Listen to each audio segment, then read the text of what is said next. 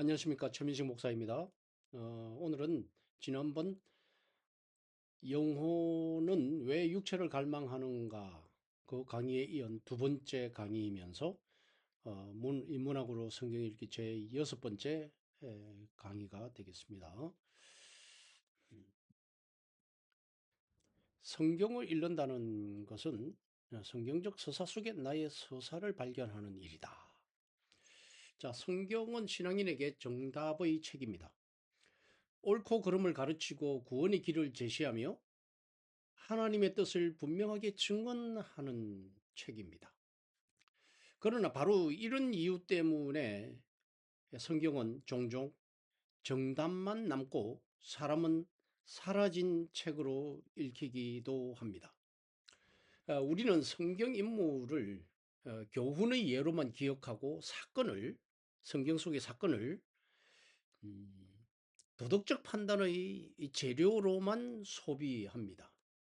그 과정에서 성경 속 인물들이 실제로 어떤 결핍 속에서 살았는지, 어떤 상처를 안고 있는지 쉽게 지워집니다. 성경은 놀랍게도 많은 것을 말하고 있지만 동시에 많은 것을 말하지 않습니다. 특히 성경 인물에게도 인간의 실존을 형성하는 결정적인 조건들이 있습니다.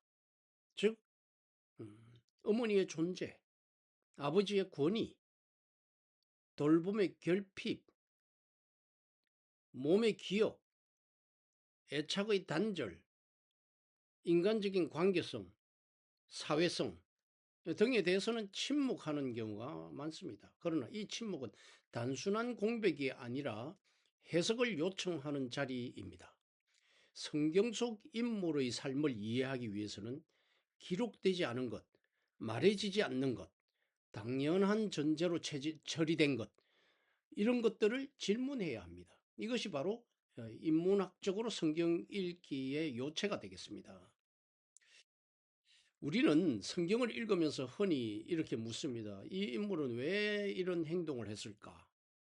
그 질문에 답하기 위해서 우리는 신학적 개념이나 도덕적 범주를 먼저 불러옵니다. 그러나 인문학적 읽기는 질문의 방향을 조금 바꿉니다.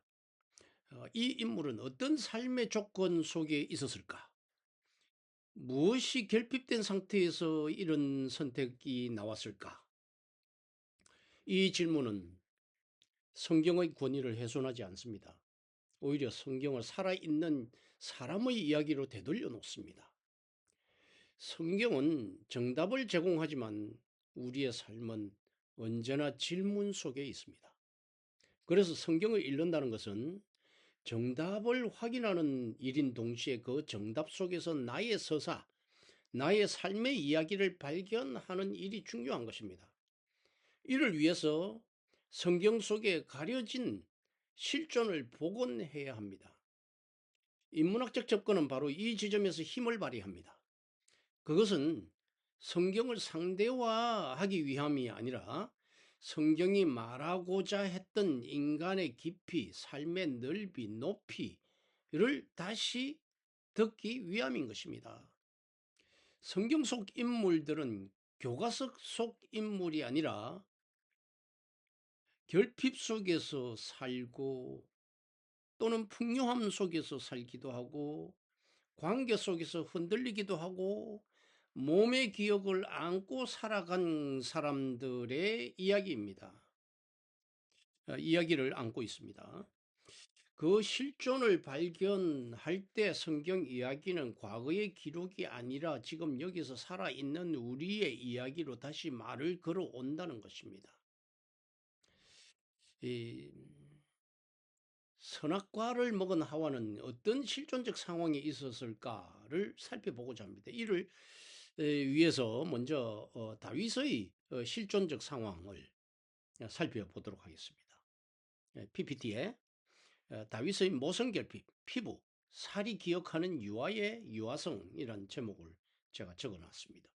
다윗은 성경에서 가장 사랑받는 인물 중 한 사람입니다. 목동에서 왕이 되었고 하나님의 마음에 합한 자라고 불렸으며 수많은 시편들을 통해서 인간의 감정을 가장 솔직하게 토로한 인물입니다. 그러나 바로 이 다윗의 생애에서 유난히 한 가지 빠져 있는 것이 있습니다. 바로 어머니의 존재입니다. 성경은 다윗의 아버지 이세를 분명하게 언급하고 있지만 그의 어머니에 대해서는 아무 말도 하지 않습니다. 이 침묵은 우연이 아니라 해석을 요청하는 자리입니다. 다윗의 어린 시절은 가족의 중심이 아니라 변두리에 놓여 있었습니다. 사무엘이 왕을 기름 붓기 위해 이새의 집을 찾았을 때 다윗은 그 자리에 조차 불리지 않았습니다. 그는 들판에서 양을 치고 있었고 가족의 시야 밖에 있었습니다. 이 장면은 단순한 서사의 장치가 아니라 다윗의 실존적 위치를 상징적으로 보여주는 것입니다. 보호와 돌봄의 중심에서 비껴나 있던 아이, 특히 모성적 접촉과 시선으로부터 멀어져 있던 아이의 모습인 것입니다. 정신분석학적으로 볼 때 초기 모성 돌봄의 결핍은 살의 기억으로 남습니다. 피부 접촉, 안아줌, 체온, 삶의 리듬, 이 모든 것은 언어 이전에 몸에 각인됩니다. 다윗의 시편이 유독 몸의 언어를 사용하고 갈망하고 울부짖음이 가득한 이유는 그가 말로 표현되지 못한 결핍을 몸으로 기억하고 있었기 때문일 것입니다. 그가 뭐라고 표현합니까? 내 영혼이 마르다. 뼈가 떨린다. 밤새 눈물로 침상을 적신다. 라는 고백들은 단순한 신앙적 수사가 아니라 돌봄받지 못한 유아의 신체적 언어로 읽힐 수 있는 것입니다. 하나님의 성령이 이스라엘을 하나님의 왕국으로 만들어가는 과정에서 다윗을 직접적으로 또 강력하게 강권적으로 사용하실 때는 하나님의 이끄심을 따라가기만 하면 되었습니다. 그런데 하나님의 직접적인 개입이 떠나는 상황, 한 개인으로 돌아왔을 때 다윗은 본래의 삶의 실력이 나옵니다. 자신의 삶의 결핍과 상처와 아픔이 나오는 적나라한 사건, 그것은 바로 바세바 사건이었습니다. 이 맥락에서 바세바 사건은 전혀 다른 빛으로 보입니다. 그것은 단순한 성적 타락이나 권력 남용의 문제가 아니라 억압된 유아적 결핍이 성인의 성적 관계를 통해서 왜곡되어 분출된 장면입니다. 다윗은 여인의 얼굴을 본 것이 아니라 여인의 살을 봅니다.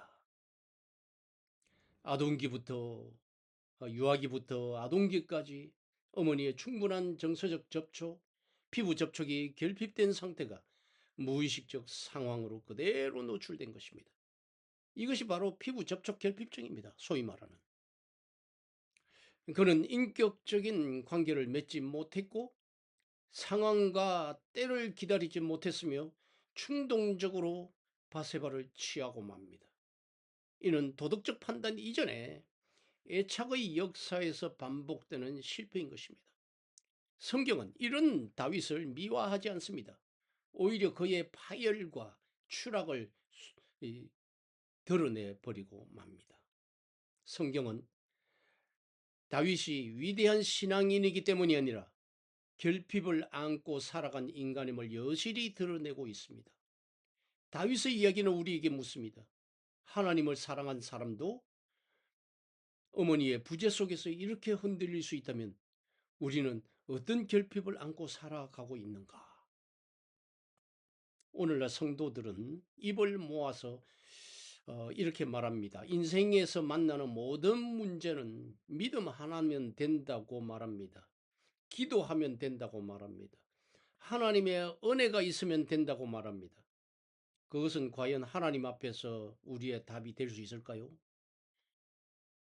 이 바세바 사건은 그게 아니라고 강변하고 있습니다. 믿음으로, 하나님의 은혜로, 기도로 인생의 모든 문제를 덮지 말라고 바세바 사건을 통해서 말씀하고 있습니다. 정서적인 결핍, 삶 속에 나타난 트라우마는 믿음의 문제가 아니라 내 자신의 문제요. 하나님께 떠넘길 문제도 아니고 스스로 책임져야 하는 문제다라고 성경은 말씀하고 있는 것입니다. 다윗의 모성 결핍을 읽어내는 일은 성경을 심리학적으로 환원하는 작업이 아닙니다. 오히려 성경이 말하고자 한 인간 이해의 깊이를 회복하는 일입니다. 다윗은 죄를 통해서가 아니라 결핍을 통해서 하나님 앞에 서는 인간이었습니다. 그리고 바로 그 자리에서 성경 이야기는 우리의 이야기와 맞닿기 시작합니다. 두 번째 이야기입니다. 탕자의 결핍, 어머니 없는 집을 떠난 아들의 여정. 누가복음의 탕자 비유는 흔히 회개와 용서의 이야기로 읽힙니다. 그러나 인문학적인 시선으로 지금까지 아무도 지적하지 않은 한 지점에 초점을 맞추고자 합니다. 이 서사를 천천히 들여다보면 한 가지 놀라운 공백이 발견됩니다. 이 이야기에는 어머니가 등장하지 않습니다. 어머니의 이름도, 어머니의 말도, 어머니에 대한 기억도 없습니다. 이 지점에 대해서 아무도 관심을 가지지 못했고 항상 생략되어 왔습니다. 아버지와 두 아들이 있을 뿐입니다. 이 침묵은 단순한 생략이 아니라 탕자의 방황을 이해하기 위한 핵심 단서입니다. 탕자가 아버지에게 요구한 것은 단순한 재산이 아닙니다. 그것은 지금 여기에서 더 이상 살 수 없다는 선언에 가깝습니다. 집은 있지만 머물 수 없고 보호는 있지만 따뜻하지 않은 공간. 아버지는 존재하지만 유아기의 신체적 돌봄과 정서적 안착을 제공하는 모성의 자리는 비어 있었습니다. 탕자는 말로 설명하지 못하는 결핍을 몸으로 느끼면서 자란 인물이었습니다. 그래서 그는 집을 떠납니다. 정확히 말하면 어머니를 찾아 떠납니다. 어머니의 따뜻한 품을 경험하지 못한 사람은 탕자와 같이 세상을 떠돌면서 방황하는 삶을 살게 되어 있습니다. 탕자의 방황은 허랑방탕한 타락의 여정이 아니라 피부 접촉 결핍을 채우고자 한 여행이며 공허한 살을 채우려고 하는 시도입니다. 먹고 마시고 안기고 소비하는 도덕적으로 타락한 선택이기 이전에 유아기 결핍이 성인기의 방식으로 왜곡되어 반복되는 장면입니다. 그는 굶주립니다. 이 굶주림은 단지 음식의 문제가 아니라 돌봄받지 못한 몸의 기억입니다. 돼지의 먹이를 탐하는 장면은 비참함의 극치가 아니라 어머니 없는 세계에서 끝내 좌절된 의존의 욕망을 드러냅니다. 흥미로운 것은 아버지의 태도입니다. 아버지는 아들을 붙잡지 않습니다. 설득하지도 훈계하지도 않습니다. 그는 이미 알고 있었던 겁니다. 이 아이에게는 유아기 모성 결핍과 살해 결핍이 있었고 그것은 언젠가 반드시 밖으로 향할 수밖에 없다는 사실을 그것은 아버지가 해줄 수 있는 것이 아니었습니다. 아버지는 아들을 떠나보내며 사실상 기다림을 선택합니다. 그것은 방임이 아니라 비극을 알고 있는 부모의 침묵입니다. 그리고 아버지는 동구 밖에 서 있습니다. 돌아온 아들을 가장 먼저 본 사람은 종도 이웃도 아닌 바로 아버지였습니다. 이것은 우연이 아닙니다. 아버지는 늘 그 자리에 있었기 때문입니다. 그러나 이 기다림의 이면에는 또 하나의 결핍이 숨어 있었습니다. 아버지 역시 외로웠습니다. 그 집에는 아내가 없습니다. 아버지는 아버지로서 모든 역할을 감당하지만 어머니의 부재, 아내의 부재, 이것은 자신에게도 견디기 힘든 공백이었을 겁니다. 아버지가 어머니의 부재를 자녀에게 채워주려다가 도리어 더 큰 문제를 낳습니다. 어머니의 부재든 아버지의 부재든 그것은 비워둬야 하는 것입니다. 그 부재를 경험한 그 자녀가 그 문제를 스스로 해결해야 할 그러한 몫인 것입니다. 탕자의 기화는 단순한 회개가 아니라 결핍의 순환이 다시 집으로 돌아오는 장면입니다. 그리고 아버지는 그 결핍을 말로 묻지 않습니다. 대신 껴안고 입 맞추고 살로 맞이합니다. 이것이 이 비유의 핵심입니다. 구원은 설명이 아니라 접촉으로 이루어진다는 것. 탕자는 그제서야 너무 늦게 도착한 살해 회복을 경험합니다. 이 이야기는 우리에게 묻습니다. 우리는 무엇을 떠나왔고 무엇을 찾고 있으며 누구를 기다리고 있는가? 탕자 이야기는 여전히 끝나지 않은 우리의 유아기의 결핍에 대한 서사입니다. 그 다음 PPT를 보겠습니다. 악의 근원입니다. 하와의 모성 결핍. 태초의 악은 어디에서 시작되는가? 이 부분은 이제 미리 말씀드리면 신학적이거나 교리적인 부분하고는 전혀 다른 그것을 미리 말씀을 드립니다. 하와는 성경에서 가장 많이 해석되었으나 가장 덜 이해된 인물입니다. 그녀는 유혹한 자, 넘어뜨리는 자로 빠르게 규정되었고 그 순간 하와의 실존은 사라져 버렸습니다.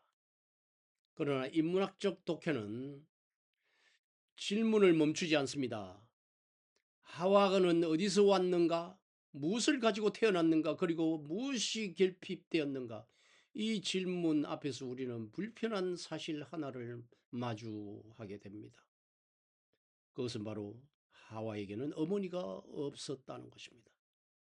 하와는 흙에서 직접 지음을 받은 아담과는 달리 아담의 갈빗대에서 만들어진 존재였습니다. 이는 신학적으로 보안의 상징이지만 실존적으로는 출생의 기억과 모성의 기억이 결여된 존재라는 의미를 내포하고 있습니다. 하와는 태어나는 순간부터 누군가의 품에서 젖을 먹고 체온을 느끼며 울음으로 응답받는 경험을 하지 못한 최초의 인간입니다. 즉 태초의 인간은 이미 모성 결핍의 조건 속에 놓여 있었던 것입니다. 이런 맥락에서 선악과 사건을 우리는 다시 읽어볼 필요가 있습니다. 성경은 하와가 그 열매를 보암직도 하고 먹음직도 하고 지혜롭게 할 만큼 탐스럽다고 인식했습니다. 그렇게 기록이 되어 있어요. 이 감각적 언어는 단순한 탐욕의 묘사가 아니라 유아기의 몸이 반응하는 방식과 매우 닮아 있습니다. 보이는 것, 먹을 수 있는 것, 나를 살게 할 것.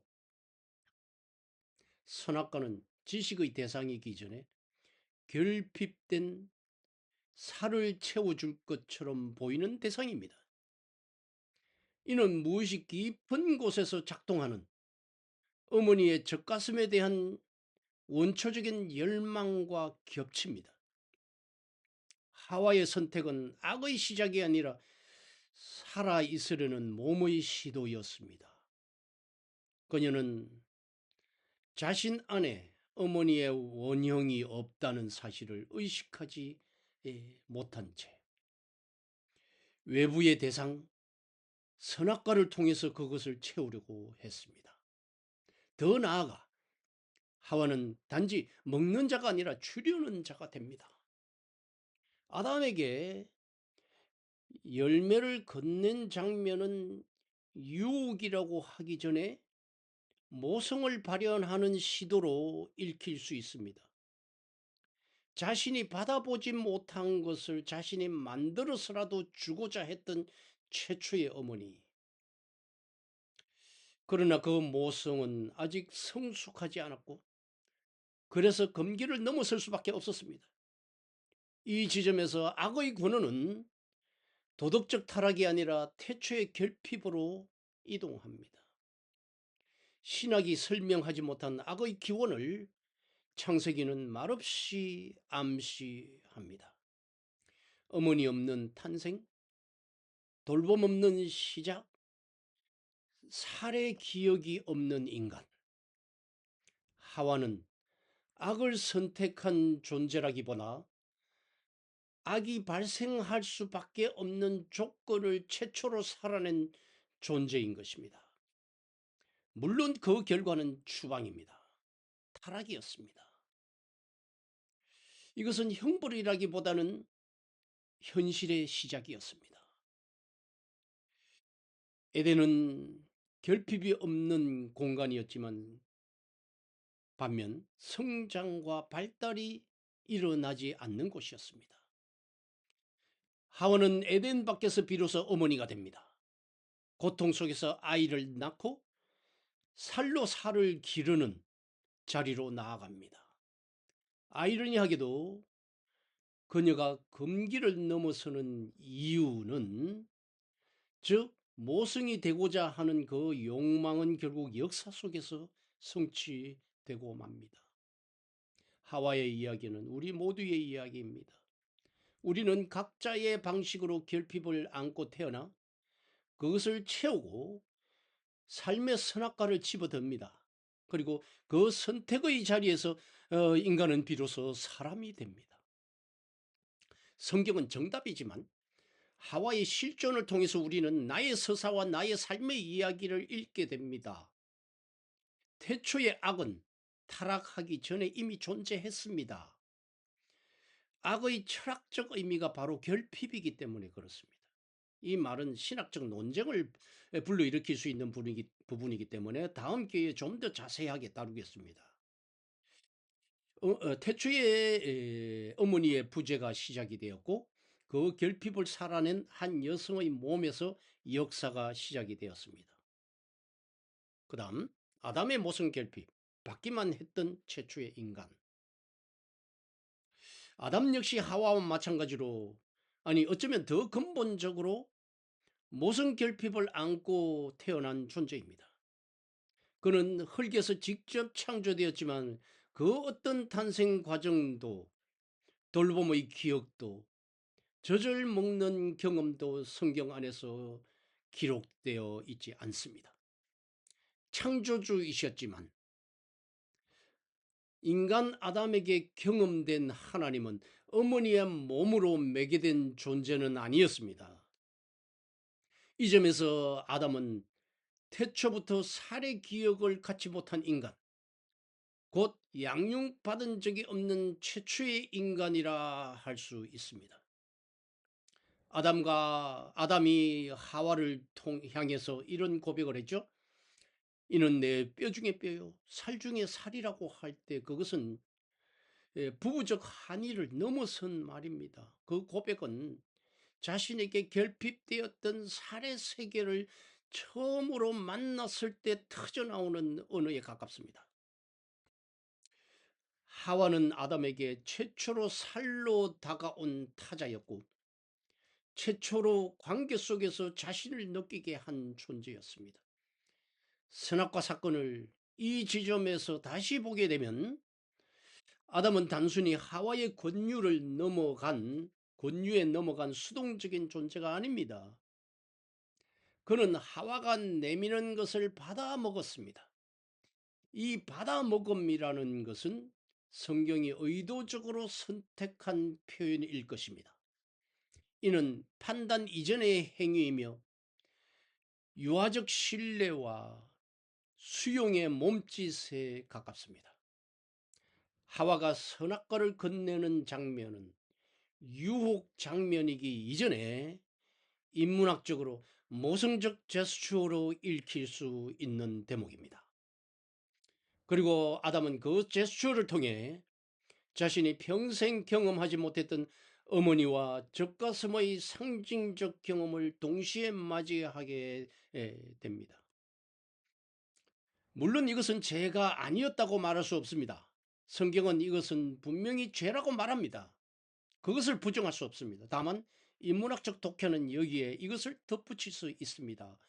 죄는 악의 의지가 아니라 결핍된 존재가 결핍을 메우려다가 범죄한 죄였다는 점입니다. 아담과 하와는 선악과를 통해서 신처럼 되려고 한 것이기도 하겠지만 인간으로서 살기 위해 필요한 살의 감각을 얻고자 했다고 읽을 여지가 있습니다. 이렇게 말할 때 우리는 이 지금까지의 그런 교리들을 부정하는 것이 아니라 그 교리가 다루지 않았던 실종의 층위를 조심스럽게 조명해 보고자 하는 것입니다. 원죄를 부정하는 것이 아니라 원죄가 발생할 수밖에 없었던 인간의 조건을 묻고 있는 것입니다. 그래서 우리는 감히 이렇게 말할 수 있습니다. 원죄 이전에 이미 인간은 결핍된 존재로 창조되었고 그 결핍의 핵심은 어머니 경험에 부재가 있었습니다. 아무리 전능하신 하나님이라고 해도 어머니를 만들어 줄 수 없고 또 어머니 경험까지 만들어 줄 수는 없었던 것입니다. 그런데 뱀은 그 결핍을 만들어낸 존재가 아니라 선악과라는 상징을 통해서 그 결핍을 드러내는 매개로 기능합니다. 이 독해는 하나님을 고발하기 위함이 아니라 인간을 더 깊이 이해하기 위함이라는 것을 말씀드리고자 합니다. 성경은 죄를 말하지만 동시에 인간의 연약함을 숨기지 않고 있습니다. 아담과 하와의 타락서사는 정죄 이전에 연민을 요청하는 이야기로 읽힐 수 있습니다. 그리고 그 지점에서 성경은 여전히 정답이지만 우리는 그 정답 안에서 우리 자신의 서사와 몸의 기억을 발견하게 됩니다. 하와에게도 당연히 어머니의 부재가 전제됩니다. 태초의 악의 근원은 신학적 난제이나 창세기의 선악 사건은 그 근원을 태초의 어머니의 부재에서 찾아야 함을 성경은 이미 암시하고 있습니다. 이것이 바로 토마스 만의 항변이기도 합니다. 그러면 이제 다음 세 번째 강의에서는 메를리 뽕띠의 철학을 가지고 환각지라고 하는 개념과 살해 철학을 가지고 선악과 문제와 하와의 모성 결핍을 거론해 보겠습니다. 아담과 하와는 몸의 실패를 가져왔지만 제2의 아담으로 오시는 예수님은 십자가에서 아담과 하와의 몸의 실패를 극복하셨고 몸의 실패를 극복한 것에 그친 것이 아니라 그의 살을 나누는 성만찬으로 모든 하나님의 자녀들을 영적 양식이 되면서 태초 인간의 실패를 극복하게 됩니다. 끝까지 들어주셔서 감사합니다. 다음 시간을 기대해 주시기 바라겠습니다. 감사합니다.